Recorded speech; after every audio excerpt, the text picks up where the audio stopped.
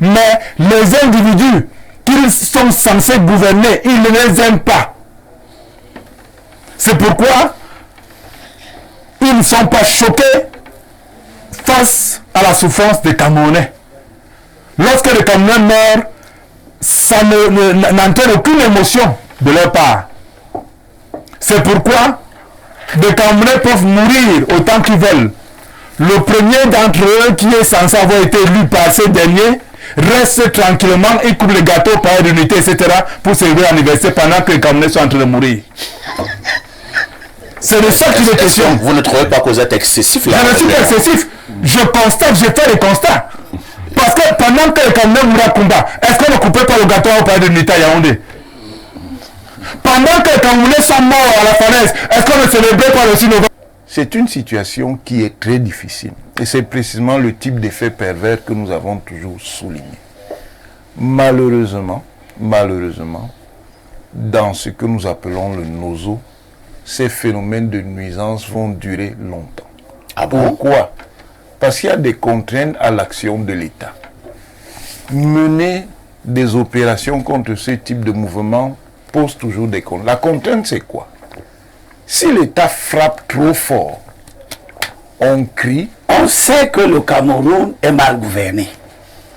Mais utiliser tous les actes pour développer un discours où on se positionne comme le détenteur ayant le monopole de certaines valeurs contre le gouvernement où les gens n'ont pas du tout de valeurs, tout ça c'est des extrémismes qui ne nous conduisent nulle part. Surtout que ça vient des gens qui sont des opposants de la 25e heure, parce que nous avons connu ce type de discours par le passé. Ceux qui les tenaient sont devenus des membres du gouvernement d'ailleurs. Nous avons connu ce type de discours excessif, à la limite de la sauvagerie, où on dénie tout à tout le monde qui est de notre côté simplement parce que nous les combattons. Je n'appartiens pas à cette école. Et je n'oublie pas que, et ceux qui s'hasardent à trop bavarder, comme je vois M. Kanto qui veut récupérer toutes sortes d'événements, il y a eu beaucoup d'événements malheureux qui se sont déjà passés dans l'affaire du Nozo. On n'a pas entendu une seule fois ça. Le dernier étant la mort de la dame du RDPC, l'adjointe au maire. Mais l'adjointe au maire, ça vient après.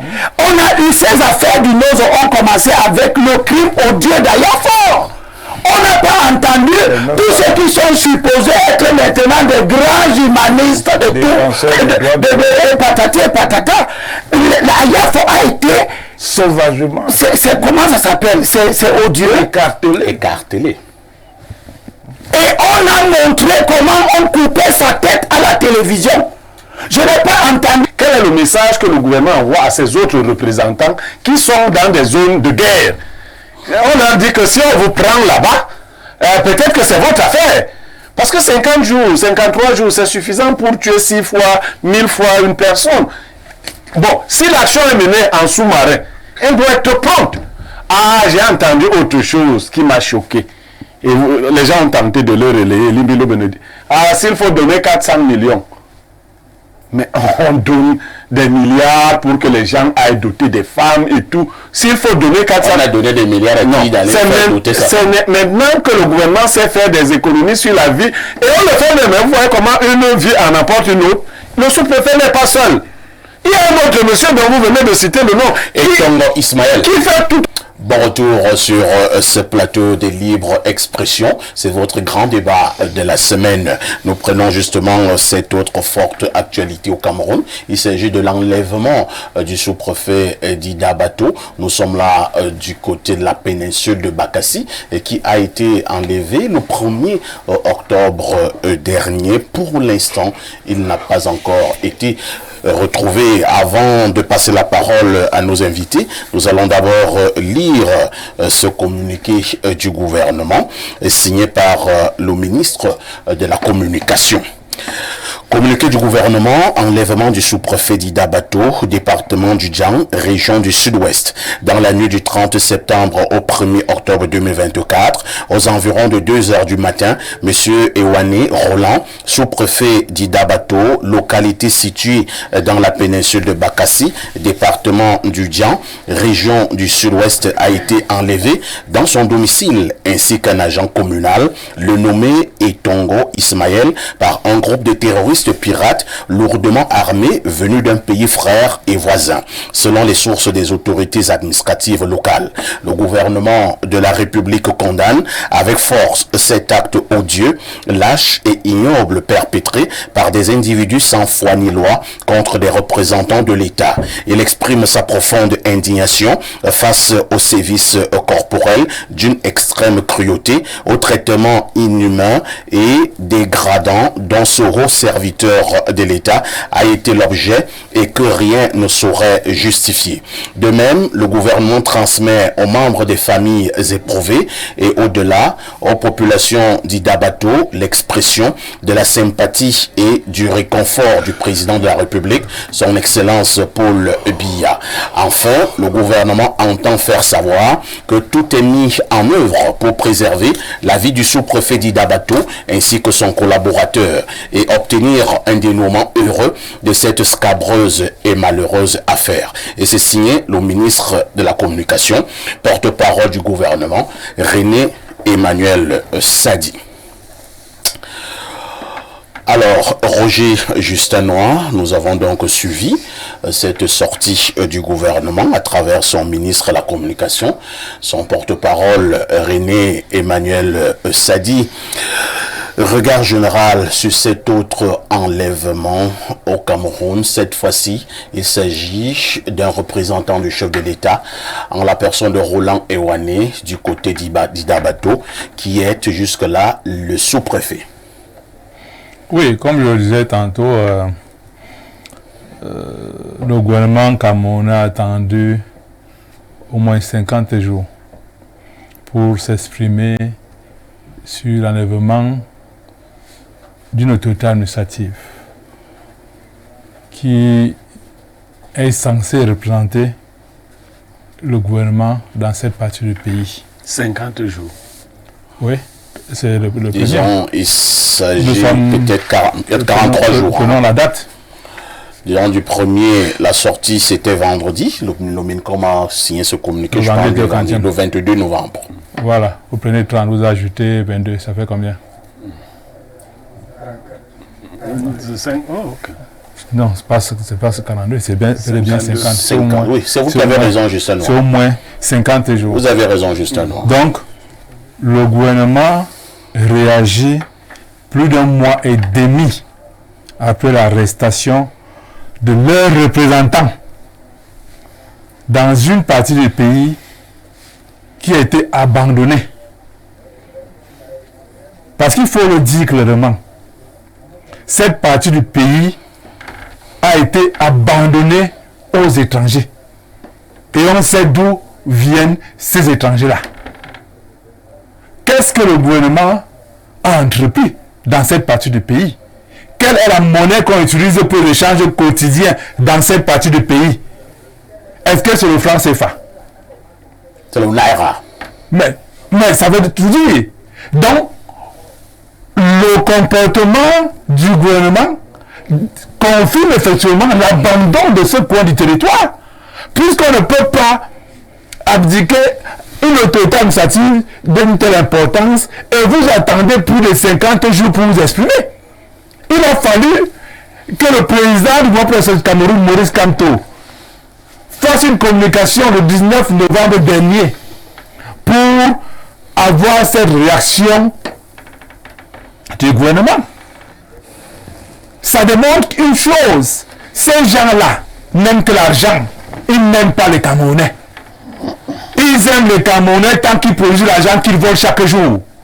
Mais les individus qu'ils sont censés gouverner, ils ne les aiment pas. C'est pourquoi ils ne sont pas choqués face à la souffrance des Camerounais. Lorsque les Camerounais meurent, ça n'entraîne aucune émotion de leur part. C'est pourquoi des Camerounais peuvent mourir autant qu'ils veulent.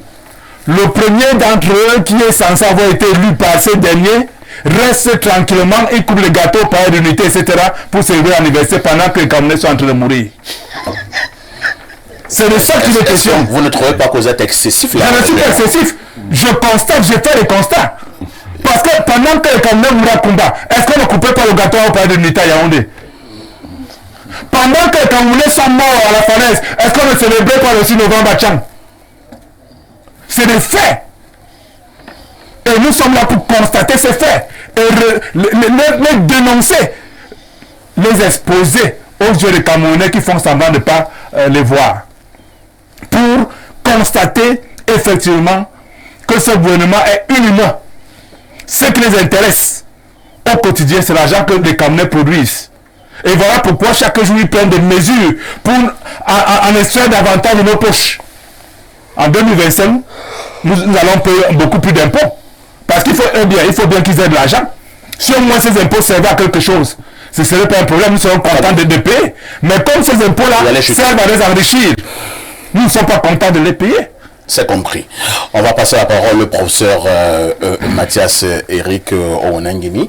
Professeur, vous allez intervenir en plusieurs casquettes que vous arborez, le politologue, le géostratège et celui-là également qui donne des cours en matière de sécurité. Là, nous avons un problème d'ordre sécuritaire. Tout un sous-préfet a été enlevé et beaucoup s'insurgent également de comprendre quand même qu'il a fallu attendre un peu plus d'un mois et demi pour voir le gouvernement de la République réagir. Est-ce que le gouvernement de la République a été insensible face à cet acte d'insécurité? Non, pas du tout. Certains peuvent estimer que... Est-ce que vous pouvez dire le contraire? Le gouvernement, Monsieur Noah, quand vous parlez, je vous ai écouté poliment. Apprendre le pouvoir, c'est d'abord apprendre la civilité. Merci, professeur, pour la leçon. Quand vous serez au pouvoir, mais quand ça vient de vous, je ne prends pas. Vous comprendrez qu'il faut connaître la civilité. Donc, laissez-moi m'exprimer. Je vous ai laissé vous exprimer. Allez-y, professeur. Normalement. Je disais donc que certains peuvent penser, à tort ou à raison, que le gouvernement a réagi tardivement. Mais encore faut-il qu'ils aient une analyse précise de la situation. Il faut savoir effectivement ce que le gouvernement a pu avoir comme appréhension après l'acte malheureux qu'est l'enlèvement du sous-préfet d'Idabato, M. Roland Ewane. D'abord, il peut se trouver, compte tenu du contexte géographique spécifique qu'il y a à Idabato, que l'identification même de l'information soit très difficile, parce que ce n'est pas n'importe quelle zone. C'est une zone archipélagique qui a un paysage spécifique, un paysage qui n'est pas toujours très amical et qu'il faut pouvoir dominer. Ça, c'est la première chose. Deuxième chose, c'est bien de donner des leçons, mais il faut être moralement cohérent. Ceux qui donnent des leçons à l'État du Cameroun sont ceux qui, d'une manière ou d'une autre, ont applaudi quand il y a eu la dérive qui a conduit à la constitution de mouvements de lutte armée venant de cette zone et venant de certains ressortissants de cette partie du Cameroun contre l'État du Cameroun et contre la stabilité du Cameroun. On a même entendu le conseiller éminent d'un leader se vanter publiquement qu'ils étaient en négociation, voire en collaboration avec les fameux ambazoniens. On ne peut pas avoir le beurre, l'argent du beurre et les faveurs de la crémière. Il faut choisir. Donc, c'est une situation qui est très difficile. Et c'est précisément le type d'effet pervers que nous avons toujours souligné. Malheureusement, dans ce que nous appelons le nozo, ces phénomènes de nuisance vont durer longtemps. Ah bon? Pourquoi? Parce qu'il y a des contraintes à l'action de l'État. Mener des opérations contre ce type de mouvement pose toujours des contraintes. La contrainte, c'est quoi? Si l'État frappe trop fort, on crie à la violation des droits de l'homme, on crie même, et on a vu toute la propagande qui s'est constituée dès le départ sur l'idée même qu'il y aurait un génocide contre les Camerounais d'expression anglophone. On menace en activant des lobbies internationaux les dirigeants de les conduire à la CPI. Si l'État n'agit pas fort, justement, ça fait donc que le désordre s'installe. Donc, toute la difficulté de la situation pour l'État est de trouver un mécanisme qui permette de gérer ces contraintes. L'État du Cameroun y parvient globalement, mais il est confronté à la contrainte que le banditisme s'est installé, parce que c'est du banditisme pur et simple. Ça n'en a rien à voir. Nous ne sommes plus dans les batailles d'ordre sécessionniste. Ça n'a rien à voir avec des revendications idéologiques. C'est essentiellement du banditisme. Maintenant, il se peut aussi, mais je vous dis dès le départ que je n'en sais rien, ne connaissant pas les mesures spécifiques que l'État peut prendre sur la question, que ce temps de réaction soit d'abord un temps pour identifier là où précisément M. Ewane pourrait être. Ça peut éventuellement, mais je ne pense pas que ce soit le cas dans la situation, un temps qui permet d'entrer éventuellement en contact avec ses ravisseurs pour voir s'il est possible de trouver une solution conduisant à sa libération s'il est encore vivant. Toujours est-il que c'est une situation qui est difficile pour sa famille, mais je ne crois pas, contrairement à ce que certains ont dit, parce qu'ils sont en campagne permanente, que ce soit un problème d'inhumanité de l'État. Non. C'est un problème de difficulté de la situation et d'identification précise de la situation de M. Ewane. Est-il encore vivant? Ne l'est-il plus? C'est ce que nous ne savons pas. Merci, professeur. Disons que M. Ewane n'a pas été enlevé seul. Il a été enlevé avec son collaborateur, un certain Etongo Ismaël, qui était donc justement agent communal du côté de la sous-préfecture d'Idabato. Abel Elimbi Lobé, au-delà d'un simple communiqué du ministre de la Communication, porte-parole du gouvernement, condamnant cet acte odieux, est-ce que le gouvernement de la République a épuisé pour l'heure toutes les démarches qui peuvent conduire à la libération de ces deux Camerounais? Je ne sais pas. Je ne sais pas qu'est-ce que le gouvernement est en train de faire. Par contre, ce que je sais, c'est que la gestion des situations comme celle-là, où le grand banditisme peut se mêler à des activités politiques, à des mécontentements politiques, le grand banditisme peut instrumentaliser des revendications politiques qui peuvent être légitimes, et au nom de ces revendications, des grands bandits se mettent à poser un certain nombre d'actes, demander des rançons pour gagner de l'argent. Pour l'instant, d'ailleurs, les informations que nous avons eues font état de ce que les ravisseurs demanderaient un peu plus de 400 millions de francs CFA. Voilà. Donc, vous voyez que demander 400, prendre un fonctionnaire en otage et demander 400 millions de francs pour le libérer n'a rien à voir avec la politique. Ce n'est pas une revendication politique, c'est du grand banditisme. Entre-temps également, je vous relance encore. Nous prenons un cas, et le professeur donnera son avis dessus tout à l'heure. Si nous prenons le cas où ces ravisseurs demandent effectivement un peu plus de 400 millions de francs CFA, des groupes électrogènes, une dizaine de groupes électrogènes, ils ont sorti une liste là. Alors, si le gouvernement cède à cette demande, est-ce que d'autres ravisseurs, ou même les mêmes ravisseurs, ne vont pas avoir un appétit en se disant que, bon, à chaque fois que nous allons enlever une autorité, on peut avoir beaucoup de millions. Au bout de 2-3 mois, nous serons des multimilliardaires. Bien sûr qu'il y a cet aspect du problème que vous évoquez, qui n'est pas simple. Tout ça montre la complexité de la chose. Mais à côté de la complexité de la chose, je dois regretter l'instrumentalisation politicienne que veulent en faire certains professionnels politiques qui, à mon avis, nous mettent dans des fausses pistes, nous embarquent dans des combats, des comportements passéistes. Vous parlez de quelle instrumentation Je politicienne? parle du discours que M. Noah a tenu ici, une diatribe complètement sauvage et inutile. Les mots sont forts. Oui, ils sont d'autant plus forts que Le c'est MRC est libre de condamner à sa manière ce qui s'est passé à Itabato. Je n'ai pas dit, mais quand tu condamnes à sa manière, nous sommes aussi libres, et moi en particulier, De réagir à ta manière. de réagir à ma manière. Et on connaît ta manière. C'est pour dire que il faut être raisonnable. C'est ça. On sait que le Cameroun est mal gouverné. Mais utiliser tous les actes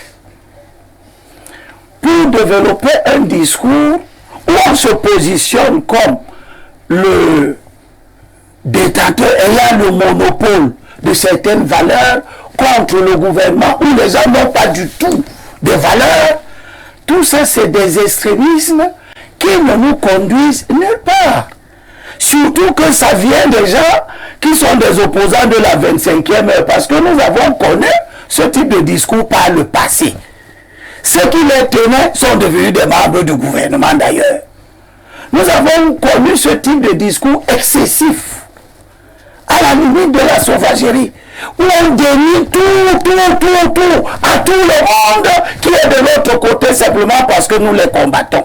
Je n'appartiens pas à cette école. Et je n'oublie pas que des familles sont en difficulté. Les comportements que nous pouvons avoir face à une affaire aussi difficile peuvent générer des drames. On ne sait pas si ce monsieur est déjà mort, mais les discours que nous pouvons tenir peuvent entraîner qu'on le tue s'il n'était pas déjà mort, etc., etc. Donc nous sommes dans des situations où il faut que les gens aient un peu de retenue, que tout ne soit pas instrumentalisé. Moi, Élie Bilobé, qui suis dans la lutte contre ce gouvernement bientôt 40 ans, je me désolidarise de ce type de discours primaire. Où on vient dire aux gens qu'ils n'ont pas d'humanité, ils ont fait 50 jours pour réagir, pour donner l'impression que le gouvernement serait compétent s'il réagit du tic au tac. Je serai membre du gouvernement que face à une information comme celle-là, parce que la parole du gouvernement doit être une parole crédible. Et pour qu'elle soit crédible, le gouvernement doit assortir sa parole d'éléments qui rassurent.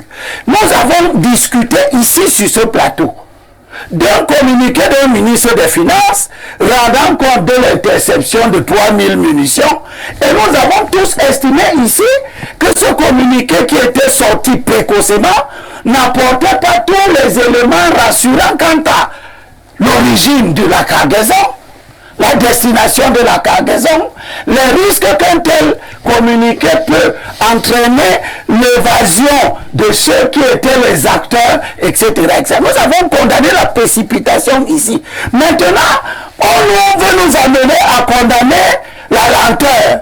Or, il s'agit d'une affaire où ce ne sont pas des munitions, ce ne sont pas des objets, c'est les vies humaines qui sont en cause.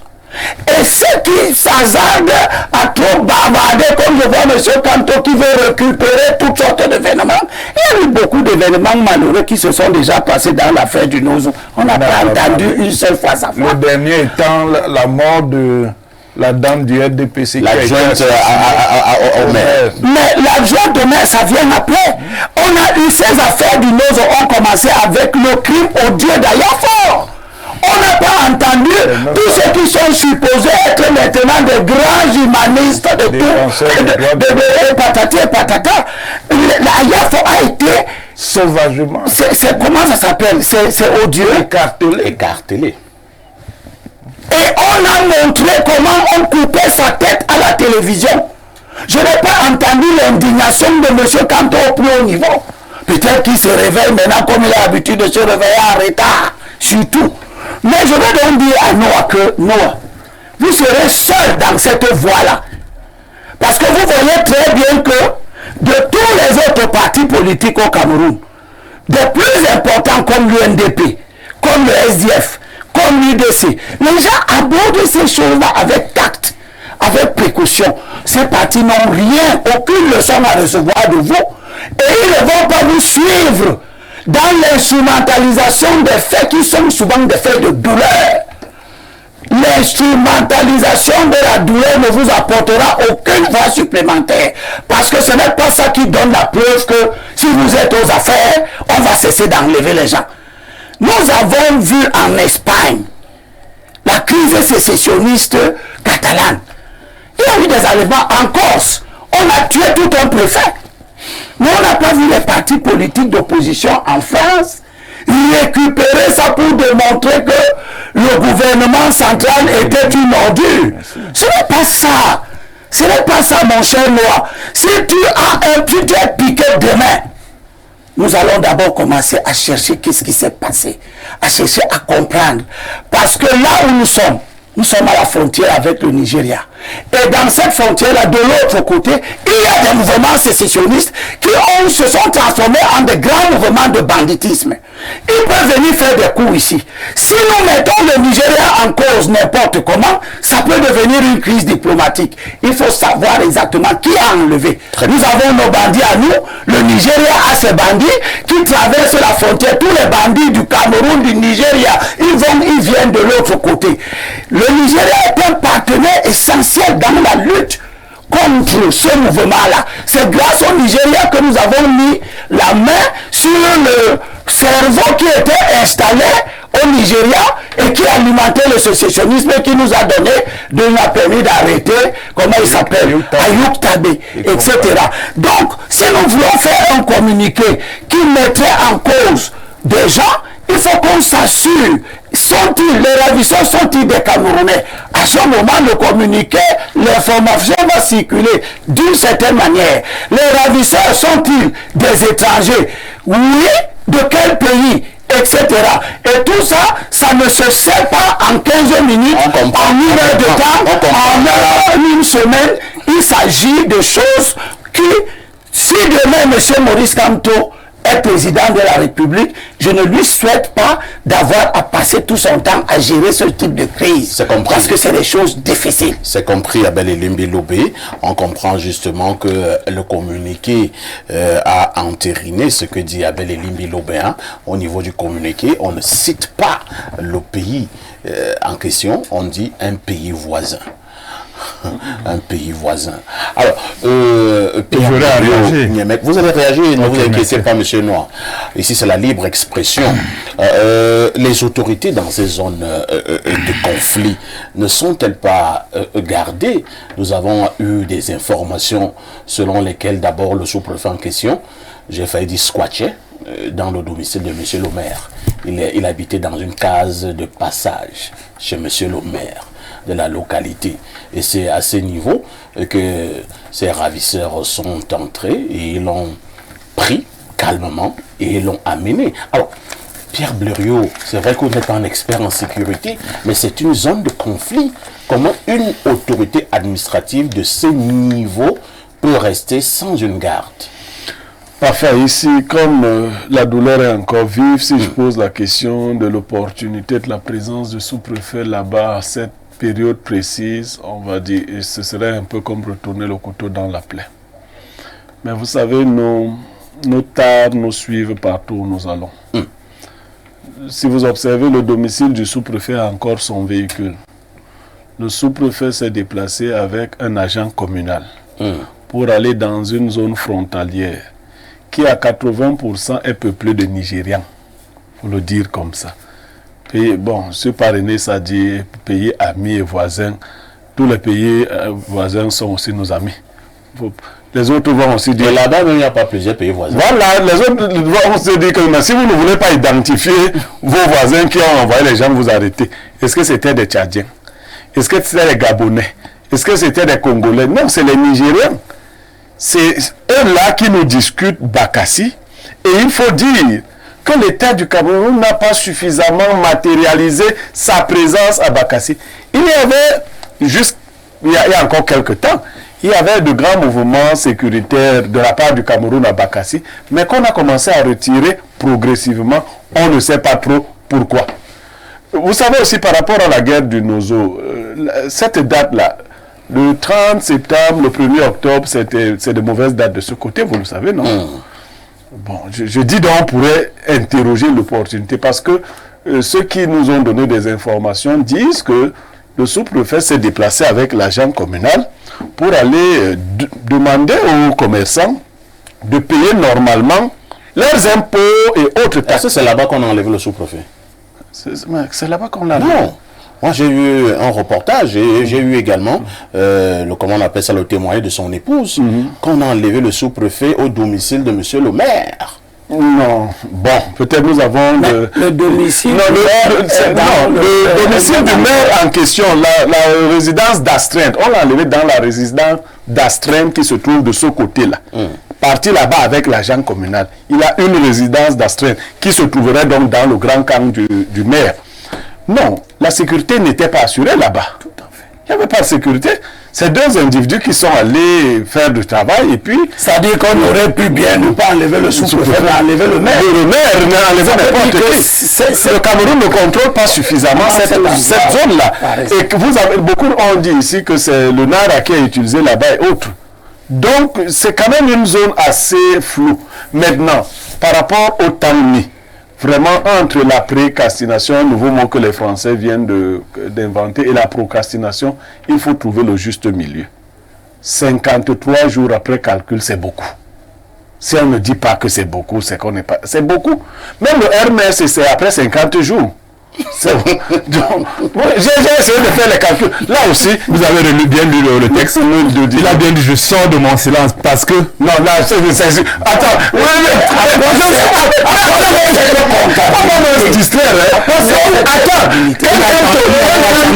Quand le sort de son silence, lui, il est sûr que tout le monde comprend. Si les autres sortent de leur torpeur, ils expliquent qu'on ne comprendrait pas. Je dis que dans un cas comme dans l'autre, je n'avais pas encore fait les calculs. Pierre Blaireau, attendez d'abord. Oui. Lorsqu'il y a un cas comme celui-là, nous allons laisser les émotions. Oui, bien sûr. Dans un pays, peut-être quittons même du Cameroun, parce que quand on parle du Cameroun, j'ai l'impression que l'émotion est trop vive. S'il y a ce genre d'actes dans un pays sérieux, qui doit d'abord faire une sortie? C'est le gouvernement ou bien c'est un parti de l'opposition? Non, le gouvernement. Et quand alors, le gouvernement n'a pas fait une sortie, et le leader du MRC... Ne répondez pas d'abord, MRC, posez la question. Vous-même vous dites que Kamto lui-même est intervenu 50 jours plus tard. Et je dis quel est le procès que nous faisons à Kamto? Lui au moins est intervenu et en disant que j'ai longtemps attendu que le gouvernement nous dise ce qui s'est passé à Idabato. Quand le gouvernement ne dit rien, moi je fais dans une sortie. Deux jours plus tard, le gouvernement effectivement fait ça. Moi je ne suis pas dans la posture de Limbi Lobe qui a ses comptes à régler à Kamto. Je dis ceci, dans l'urgence de la situation, parce que moi j'ai vu la famille. Tout à fait. La priorité revenait au gouvernement et le gouvernement devrait communiquer de manière permanente sur la question. Ce n'est pas nous dire que non, le matin il s'est réveillé bien, non. Mais communiquer parce que c'est une situation grave. Quel est le message que le gouvernement envoie à ses autres représentants qui sont dans des zones de guerre? On leur dit que si on vous prend là-bas, peut-être que c'est votre affaire. Parce que 50 jours, 53 jours, c'est suffisant pour tuer 6 fois, 1000 fois une personne. Bon, si l'action est menée en sous-marin, elle doit être prompte. Ah, j'ai entendu autre chose qui m'a choqué. Et les gens ont tenté de le relayer. Limbilo Benedi. Ah, s'il faut donner 400 millions. Mais on donne des milliards pour que les gens aillent doter des femmes et tout. S'il faut donner 400... On a donné des milliards à qui d'aller faire doter ça. C'est maintenant que le gouvernement sait faire des économies sur la vie. Et on le fait de même. Vous voyez comment une vie en apporte une autre. Le sous-préfet n'est pas seul. Il y a un autre monsieur dont vous venez de citer le nom. Et Tongo Ismaël. Qui fait tout aussi mal à sa famille. Ce n'est pas parce que celui-ci est sous-préfet. On a 2 Camerounais qui ont été raptés. Nous devons tout faire. Et qu'on arrête de mentir avec ce langage-là, on ne négocie pas avec les terroristes. Si quelqu'un vous dit ça, demandez si c'est sa femme ou son mari qu'on avait pris. Vous comprenez? Si ce langage, on le tiendrait. C'est-à-dire que si on me prend là maintenant, moi, Niamek, si mes femmes tiendront le langage, on ne négocie pas avec les terroristes. Même si on dit de vendre tous mes biens, qui ne peuvent d'ailleurs pas suffire, on va les vendre. Je crois que la famille a fait cela, le gouvernement. À quand il faut acheter les voitures de 80 millions, peña, on dit que c'est pour montrer que l'État n'est pas un petit État. L'État est debout. L'État est debout. Maintenant, pour racheter 2 vies, 400 millions, on commence à dire qu'ils ont... Non, mais la sécurité doit aller plus loin. On peut leur donner ces choses pour les reprendre après. C'est pas ici qu'on va expliquer tout. Non, le gouvernement a été laxiste. Le MRC a été aussi à sa manière. Les choses doivent aller plus vite. C'est des vies qui sont en cause. Lisons d'abord ces préoccupations nombreuses de téléspectateurs. Bonjour. Alors, c'est un message qui nous vient de la Belgique. Bonjour Monsieur Parfait ici et à tout ton riche panel, sauf à Meillon du RDPC. Je ne savais pas que Meillon était du RDPC. Hein? Parfait, j'aimerais comprendre. Et Limbi Lobé, finalement, est venu répondre à vos questions ou faire le procès d'un parti politique qui n'a aucune responsabilité sur la survie des Camerounais. C'est Adrien depuis la Belgique et qui envoie donc cette préoccupation. Autre message ce jour, nous prenons le plus 44. C'est un message qui nous vient de l'Angleterre. Monsieur Parfait ici, merci de continuer à édifier les Camerounais. Un jour, vous serez récompensés. Ah, que le ciel vous entende. Hein? Allons du côté du plus 33, c'est la France. Bonjour le plateau, j'ai une question pour Elimbi Lobé. Ce n'est pas normal pour le MRC en tant que parti d'opposition d'agir en tant qu'opposant. À part le MRC, les autres partis politiques sont où? Monsieur Lobé propose quoi à pas critiquer les actions des partis? Le ministre de la Justice a vraiment la main légère. Ça frappe aux yeux et critiquer l'action de l'opposition sans rien proposer. Voilà le travail de monsieur Lobé. C'est Fred de Paris. Autre message ce matin, allons au plus 49, c'est l'Allemagne. Bonjour Parfait, très riche panel ce dimanche. Le professeur Meillon est très intelligent, mais ça devient difficile de nous faire accepter que le gouvernement n'a pas de manquement. Monsieur Limbi a parlé d'interventions qui doivent venir avec des informations qui rassurent. Après plus de 50 jours, quelles informations rassurantes ont été données? En ce qui concerne le MRC, on est tous d'accord que le gouvernement n'est pas efficace, mais s'agiter pour tout ce qui ne va pas ne sert à rien. C'est de la démagogie. C'est William de l'Allemagne qui envoie cette préoccupation. Autre message ce matin. Bonjour Parfait Haïti, Kamto n'a pas dit la vérité à ses communicants. Le département du Dian, dont fait partie Ida Bato, utilise bien le franc CFA. Le sous-préfet représentant du chef de l'État n'avait-il pas de protection militaire dans cette zone de conflit où les pirates sont réguliers et apparemment vivent même ensemble à Ida Bato? Quand il montre un coup pareil, ils vont directement au Nigeria. C'est Jules. Parfait, Niamey doit faire attention. Tu n'as pas la bonne information. Le sous-préfet seul ne peut se déplacer sans escorte militaire à Ida Bato. Je connais bien la zone. Et où sont donc passés les militaires là? Autre message, allons au 213, c'est l'Algérie. Bonjour au panel et bon dimanche. On n'abandonne jamais un soldat sur le champ de bataille. C'est un code dans l'armée, mais apparemment ce code ne fait pas partie du vocabulaire du régime RDPC. Monsieur Noir a raison, le régime en place est inhumain. Ils ont osé abandonner leurs propres frères aux mains des ravisseurs. Monsieur Limbi Lobé, vous croyez que vous faites du mal à qui? Là d'être hors sujet. Le MRC parle de 120 000 électeurs qui ont été écartés du jeu électoral. L'un des sous-préfets qui a été enlevé et abandonné. Et tout ce que vous trouvez à faire, c'est de citer le nom de Kamto. Vous croyez que vous faites du mal à Kamto? Qui vous dit que les 120 000 électeurs étaient tous du MRC? Vous demandez pourquoi Kamto n'a pas condamné les autres actes? Donc c'est maintenant vous qui dites à Kamto ce qu'il doit condamner. Pourquoi vous-même, vous ne le faites pas? Si Kamto a choisi de dénoncer l'enlèvement du sous-préfet, vous aussi, de votre côté, vous pouvez choisir de dénoncer la crise du Nozo. Et c'est toujours le Cameroun qui gagne. Arrêtez de vouloir donner des leçons à Maurice Kamto, car un élève qui vient d'apprendre à lire ne peut enseigner. On repart au plus 53, c'est la France. Que dit le téléspectateur de la France? Bonjour Parfait ici et à ton riche panel. Merci pour le travail que vous faites au quotidien. Vous méritez une grosse bouteille de jus. C'est Ibrahima, fan numéro 1 d'Info TV à Marseille. Merci. Rassurez-vous, je suis preneur. Autre message ce matin, bonjour Monsieur Parfait ici, et les panélistes, moi c'est Biolé Roland depuis Berthois. Finalement, Elim Bilobe est d'une très mauvaise foi, lui-même quand il sort des choses abominables, et sur le MRC, il reste et demeure le seul parti politique dont la crédibilité ne souffre de rien, car ceux de Kautal qui vont mendier aller en Europe. Je pense que c'est fort, hein? Repartons au plus 33. Quelques soucis avec le message du plus 33. Prenons dans celui-ci. Bonjour chers voisins. Je vous assure que si jamais le gouvernement avait réagi très tôt et même payé la rançon, ce même MRC allait parler du 2 poids 2 mesures. Pourquoi Maurice Kamto ne puise pas dans les fonds de l'opération Survivol cotisés par les Camerounais pour payer la rançon du sous-préfet et dédommager les familles sinistrées de la falaise de Tchang? C'est Saïd DiCaprio depuis Garoua qui envoie cette préoccupation. On va d'abord passer